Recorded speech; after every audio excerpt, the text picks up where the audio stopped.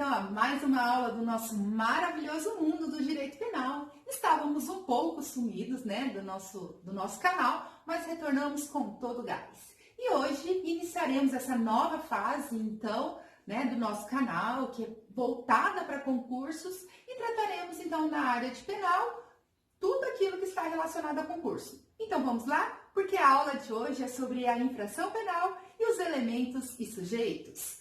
Primeiramente, cabe, né, a gente definir o que seria direito penal. Então, por quê? Porque tem alunos, tem aqueles que não são alunos de direito ou estão agora iniciando no mundo jurídico. Então, eu vou apresentar para vocês o conceito de direito penal e também o maravilhoso mundo do direito penal, que é o nome do nosso canal, certo? Então, o que seria direito penal? É um conjunto de normas e princípios que tem por objetivo combater as infrações penais por meio de uma sanção. Daí, gente, cabe entender que é um ramo do direito público. Por que é um ramo do direito público? Porque ele é indisponível e obrigatório, imposto a qualquer pessoa. O Estado não vai escolher para quem ele impõe ou não o direito penal, certo? Inclusive, para ele é imposto uma sanção se ele cometer um crime. Dani, mas o Estado pode? Aí a gente vai analisar certinho, porque na figura de pessoa jurídica tem uma exceção, já a gente vai entender isso. E o que seria esse ius puniendi? O direito de punir. O que seria isso, Dani? O Estado é o detentor do ius puniendi. Se eu for analisar a história da humanidade, eu não vou conseguir desvincular ela do direito penal. Isso porque o crime ocorre desde os primórdios. Quando a gente lê e pega a Bíblia, que é um dos livros mais antigos, a gente analisa isso. Logo no início lá de Gênesis, já tem um homicídio. Então, você percebe que desde o início, o direito penal, o crime, ele está ali no decorrer da sociedade, da evolução da sociedade. Então, o ius puniendi, que de início ele era mais uma vingança, passou para igreja, quando a gente analisa a história, né, esse poder de punir já esteve na mão da igreja e, por fim, veio para o Estado, onde é até hoje. O direito de punir, então, hoje é do Estado, certo?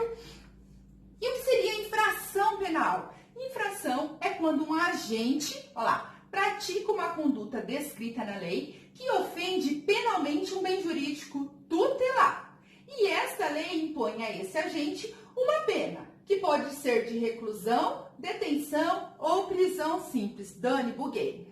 Não entendi nada. Você falou e aí eu não entendi. Pensa no seguinte, o agente, né, o indivíduo, vai lá praticar uma conduta, vai fazer uma ação, certo? E essa ação, ela está descrita na lei como sendo um crime, ou seja, ele ofende penalmente um bem jurídico que é tutelado. E essa lei vai impor ao agente uma pena, uma sanção. E esse tipo de sanção pode ser de reclusão, detenção ou prisão simples. Se nós formos analisar, a infração penal é o gênero.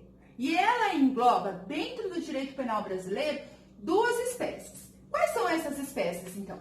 É o crime e a contravenção penal. O artigo 1º da Lei de Introdução ao Código Penal traz a diferença entre essas duas espécies. Vamos ler? Olha lá o que ele fala. Considera-se crime a infração penal que a lei comina pena de reclusão ou de detenção, quer isoladamente, quer alternativa ou cumulativamente com a pena de multa.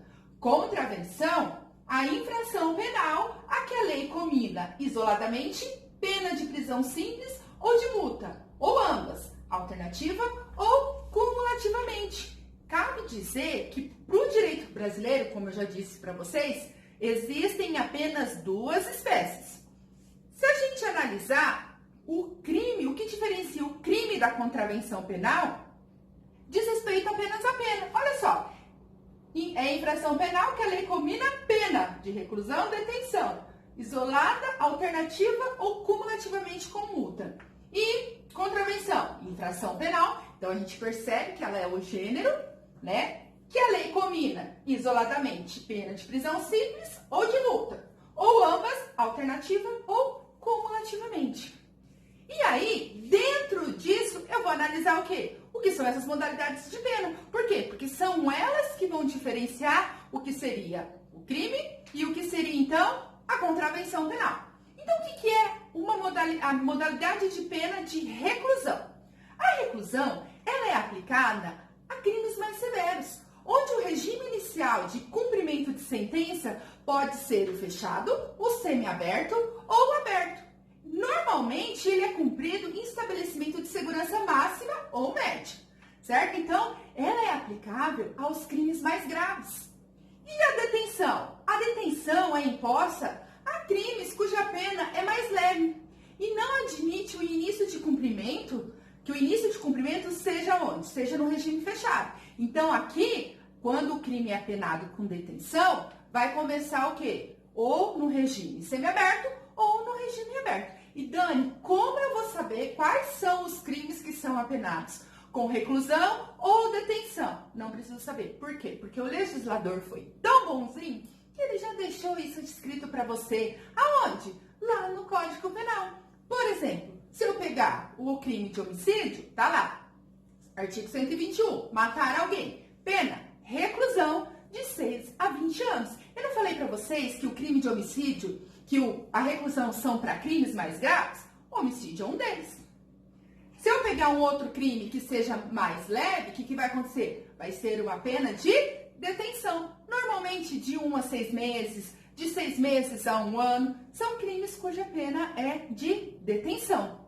E a prisão simples, Dani? Prisão simples é imposta apenas nas contravenções penais, como nós vimos lá no artigo 1º da Lei de Introdução.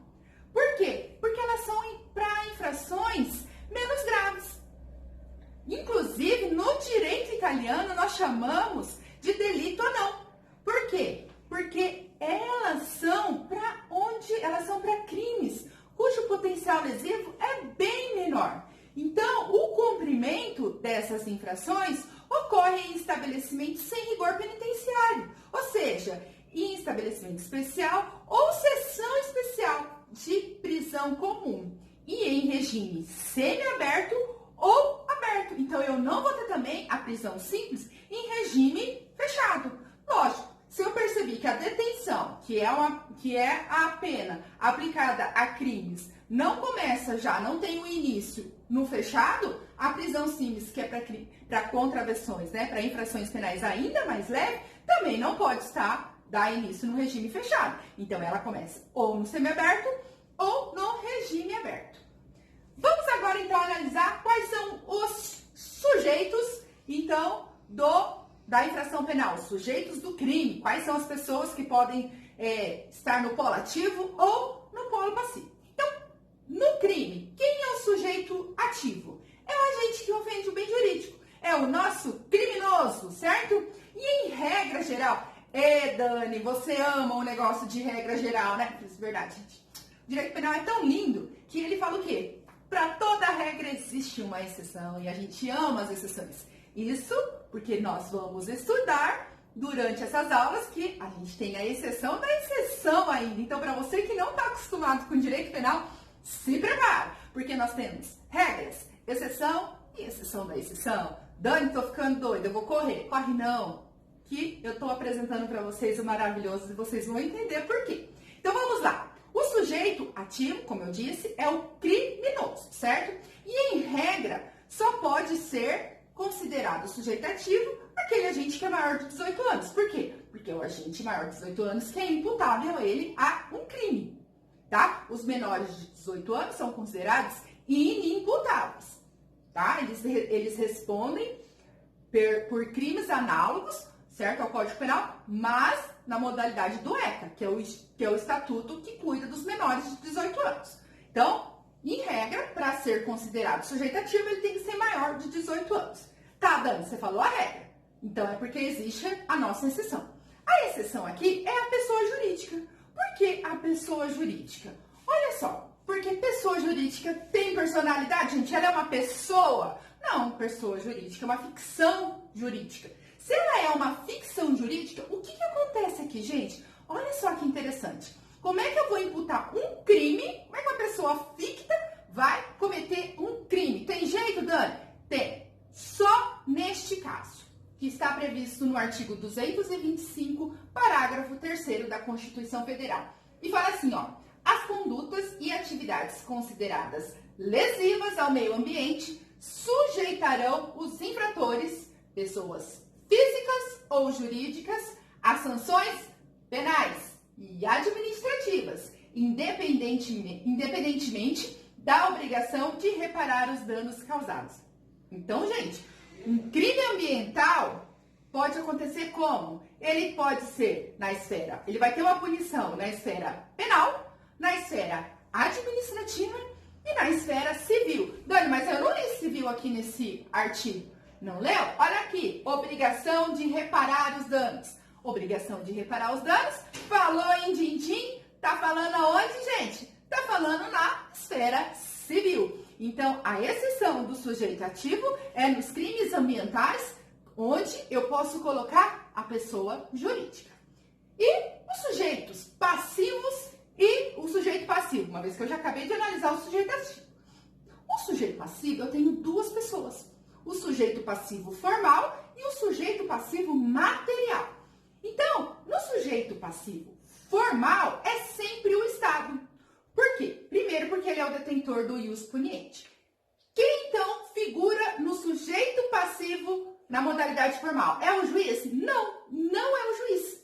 Quem que é? É o Ministério Público. Por quê? Porque a gente entende, o direito penal entende, que quando um indivíduo, certo? A vítima sofreu, lesionou o bem jurídico, não foi só o bem jurídico da vítima que foi lesionado, mas prejudicou toda a sociedade. Então, o Estado é detentor desse direito, na maioria das vezes. Dani, lá vem você com nessa maioria das vezes.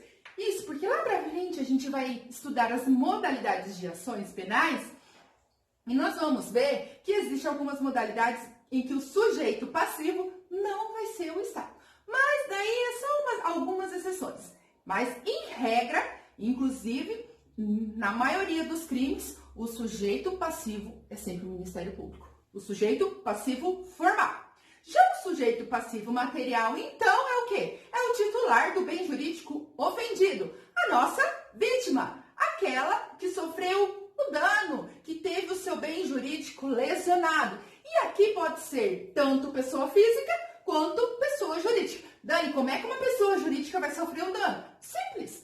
Você tem um estabelecimento comercial e alguém foi lá e furtou a sua loja, quebrou, furto qualificado, arrombamento quebrou lá, estraçalhou a sua vitrine, certo? Furtou você? Não, furtou o estabelecimento comercial. A figura jurídica, a pessoa jurídica proprietária do estabelecimento comercial, certo? E finalidade. Então, o que seria a finalidade do direito penal?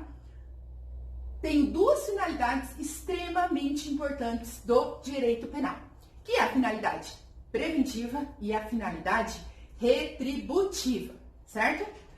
Primeiramente, a principal finalidade do direito penal é ser preventiva, ou pelo menos deveria ser, certo? Pois quando o legislador estabelece previamente o que ele considera como sendo infração penal, ele tem como objetivo inibir aqueles comportamentos. Então, quando ele chega lá e fala assim, ó, eu considero que matar uma pessoa é crime e eu vou dar uma pena a ela de 6 a 20 anos, ele está querendo prevenir que as pessoas não matem, não cometam homicídio para que elas não fiquem presas de 6 a 20 anos, certo? Então, aqueles comportamentos indesejados, o Estado visa prevenir a prática desses ilícitos penais, impondo uma sanção penal. Já na modalidade retributiva, ela serve como um verdadeiro castigo ao infrator. E também para evitar sentimentos de revolta e indignação da população, que poderia estimular a vingança privada. Nós não podemos mais com a vingança privada. Ela ficou lá no passado, certo? A justiça com as próprias mãos, ela não pode existir. Então, o Estado também tem essa finalidade, o direito penal tem essa finalidade retributiva, essa finalidade de castigar.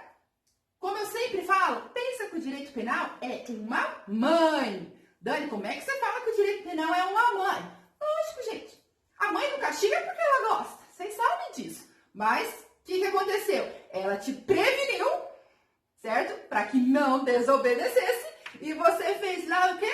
Desobedeceu. Então veio com isso um castigo. É igual ao direito penal. De início, ele é preventivo para que você não cometa o crime. Cometeu, vai ser castigado. Finalidade retributiva. Mas até mesmo dentro da finalidade retributiva, nesse caráter retributivo, ele não deixa de ser preventivo. Dani, como assim? Não entendi. Por que ele não deixa de ser preventivo? Isso porque a imposição da pena tem também como finalidade prevenir que o agente volte, então, a delinquir. É o que a mãe faz com vocês. Quando ela te dá o castigo, é para você falar assim, nossa, levei aquele castigo. Não vou fazer isso de novo. O direito penal é desse jeito. Então, ele tem prevenção para que você não cometa o crime. Cometeu, eu te castigo para que você, por conta daquele castigo, não queira fazer de novo. Então, é isso aí, pessoal. Essa é a nossa primeira aula desse novo, foco do canal. Espero que vocês tenham gostado. Nós vamos deixar aí no final os slides. Não esquece de seguir a gente nas nossas redes sociais. Nós vamos deixar também nos comentários os links do TikTok, do Instagram, a nossa página, a nossa fanpage no Facebook e nos sigam lá, certo? Então, até mais e um abraço do maravilhoso mundo do direito penal. Beijo!